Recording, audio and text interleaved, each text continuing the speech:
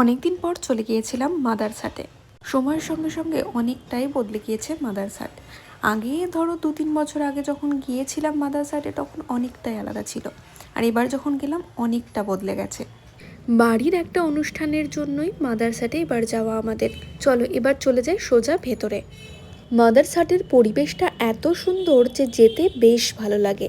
চলো আর কথা না বাড়ি ভেতরে যাই। এই দিকটা মেনলি তোমার কোনো অকেশন পারপাসই ভাড়া দেওয়া হয়, তাই যদি তোমরা কেউ কোনো অকেশনের জন্য বুক করতে চাও তাহলে কিন্তু করতে পারো। এই জায়গাটা বুকিংয়ের জন্য কিন্তু কোনো টাকা লাগে না, তবে তোমরা কি খাবার নেবে মানে প্লেট অনুযায়ী এখানে কিন্তু টাকা দিতে হয়। আমাদেরও ঠিক তেমনটাই হয়েছিল। তোমরা কি মেনু নিচ্ছ তার ওপরেই কিন্তু তোমাদের কত টাকা হবে পার প্লেট সেটা কিন্তু ঠিক হয়। এই যে কথা বলতে বলতেই চলে এসেছি ভেতরে। ভেতরটা দেখতে পাচ্ছ কতটা সুন্দর করে সাজানো। এক কথায় বলতে গেলে বেশ একটা এথনিক ব্যাপার রয়েছে, আর সব মিলিয়ে একটা দারুণ দিন কাটালাম এখানে।